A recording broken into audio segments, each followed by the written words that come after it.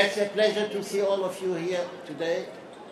So Breguet, in the last 8 years, has been a jewel of the Swatch Group. We created, again, a #1 in prestige watches, with the highest quality of watches you can have and models that are beauty, beauty, beauty, and give absolutely the message of the culture of Europe and of its thinkers, writers, like Alexandre Dumas, Pushkin, and others, and naturally the statesmen and women of Europe. So this is Breguet. What kind of product are we presenting in Basel this year? The famous Marie Antoinette. It was a hell of a big challenge, ladies and gentlemen. We didn't have one single drawing of any part of this watch. We didn't have anything except pictures and descriptions in a few books of what this watch was and how it was working.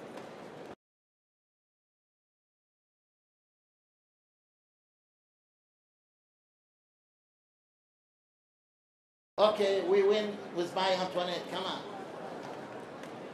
And bring with you, please, most of the engineers and watchmakers who worked on this. Come all over on the stage and stand behind me so that they can see how good and young our hero is.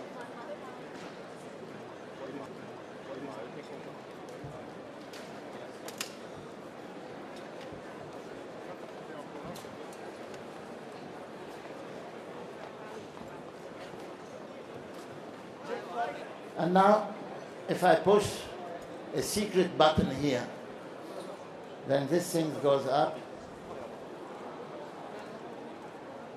and you have a magic moment where the very famous Marie Antoinette watch is to be shown.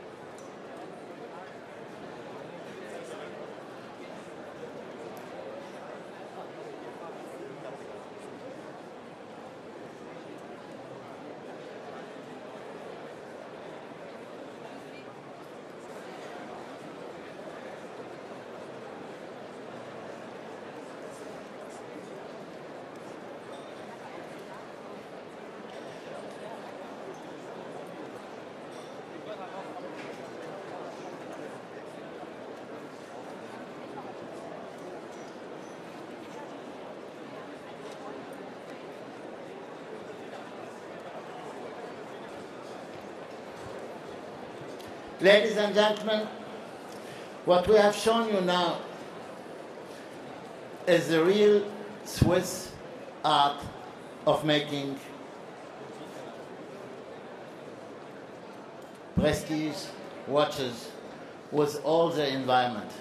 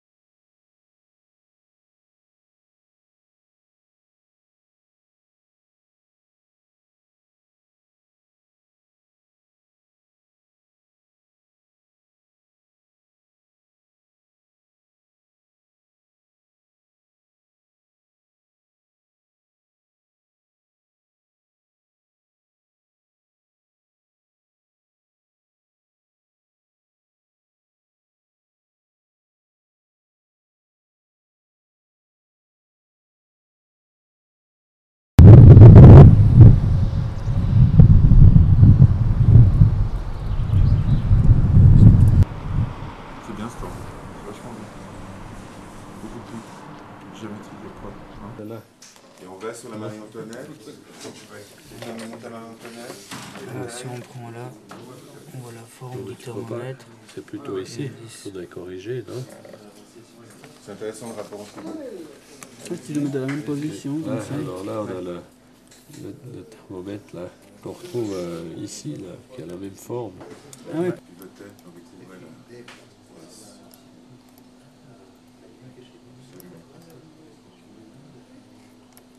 Bascule.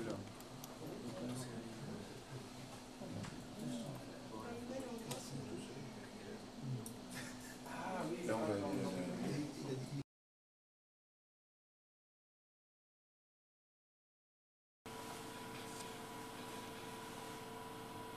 tu descends sur les plaques. Voilà.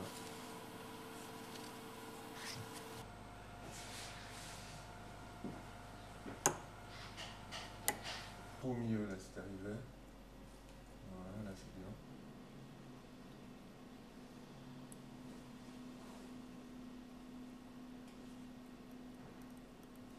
Parfait.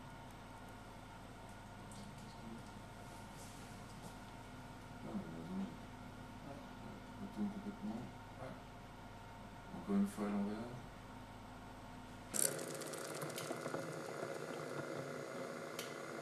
Regarde l'écran. Et on reste comme ça, c'est nickel. Un peu plus face à nous. Voilà. Regarde là.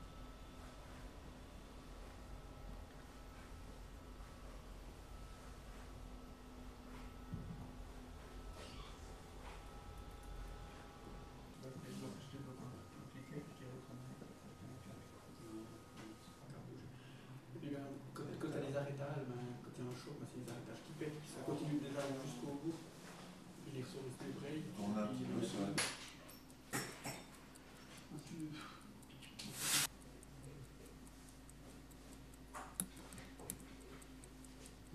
C'est pas linéaire en fait, ça fait des... Tu vois, d'un coup elle part, après d'un coup elle part en... Ça marche. C'est bon.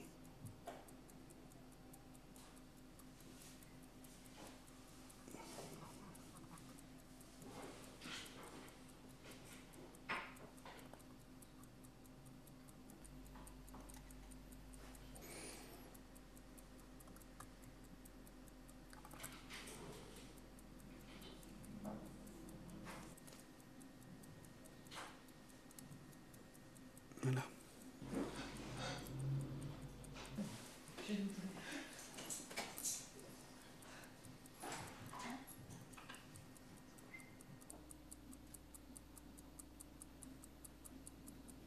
C'est vraiment une sorte de... C'est vraiment une sorte de... C'est une autre dimension.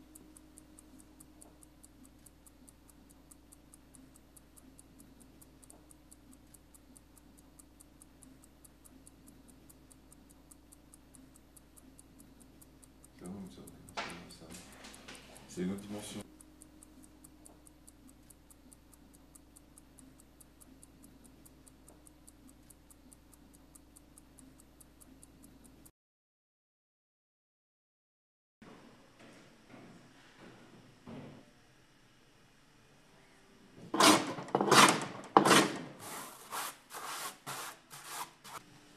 Mettre le calque.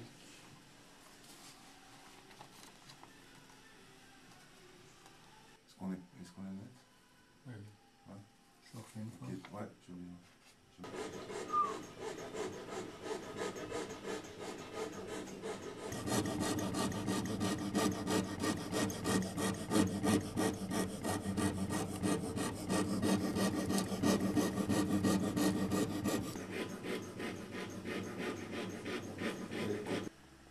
Là c'est là un des points les plus difficiles. Ok, on l'ouvre. Le bois est bon.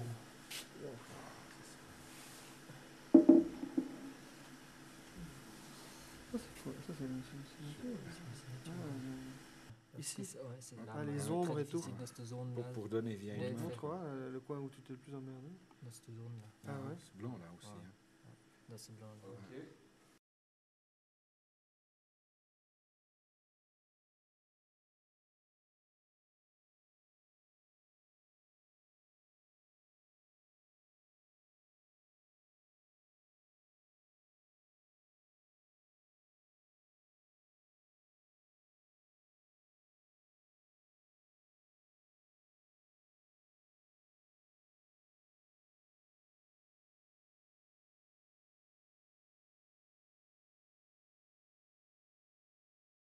Notre motivation ici, d'essayer d'aider autant que possible à la rénovation du petit Trianon, c'est une motivation personnelle. Eh bien, nous allons l'aider parce que nous avons les moyens et les ressources, et parce que nous sommes en train de refaire l'histoire de Marie-Antoinette, parce que Breguet a vécu, en principe, ici, avec la cour du roi. Dans les années 1780, c'est la cour royale de France qui a poussé Breguet, qui a acheté ses montres, qui a aimé la beauté de ses montres, la technique de ses montres, qui l'a lancé dans le monde entier, qui était l'Europe à l'époque, et puis jusqu'à l'Amérique du Nord. Eh bien, c'est un devoir à nous de refaire cette époque. Parce qu'à un moment donné, il y a un grand admirateur de la reine Marie-Antoinette qui avait commandé à Breguet une montre très grande complication, qui était la montre la plus chère qu'on aurait pu faire et la plus compliquée. Et cette montre a été terminée 40 ans plus tard, après la mort de Marie-Antoinette et la mort de Breguet.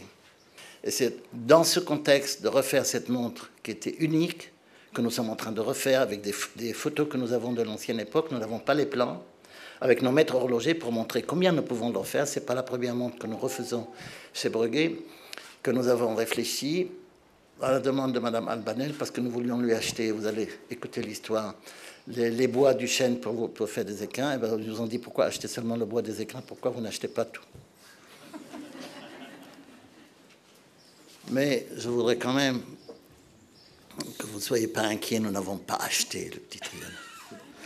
Nous avons simplement acheté le privilège de pouvoir aider à reconstruire, à restaurer ce fantastique château, et vous allez voir comment nous le faisons. Je vous remercie d'être présents tous ici aujourd'hui. Merci.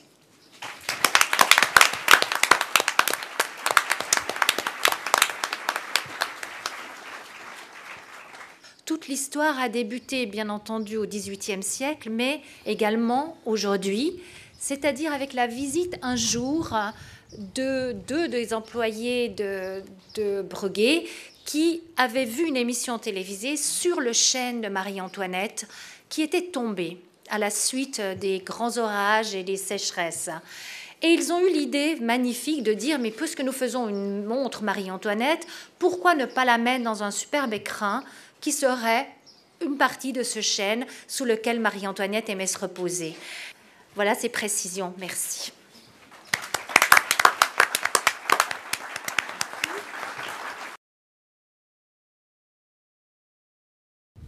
Monsieur le Président, Directeur Général, cher Nicolas Hayek, je tiens à vous remercier pour le mécénat exemplaire de la Société Montre Breguet qui contribue à la renaissance du domaine de Marie-Antoinette, l'autre face plus secrète et intime de Versailles. Sentir votre engagement authentique pour ce lieu exceptionnel est pour nous un motif de grande fierté. Et pour vous manifester ce remerciement, il ne s'agit pas d'une montre. Monsieur le Président Directeur Général, je suis très heureux, au nom de la France et au nom du ministère de la Culture et de la Communication, de vous remettre la médaille de grand mécène, la médaille d'or.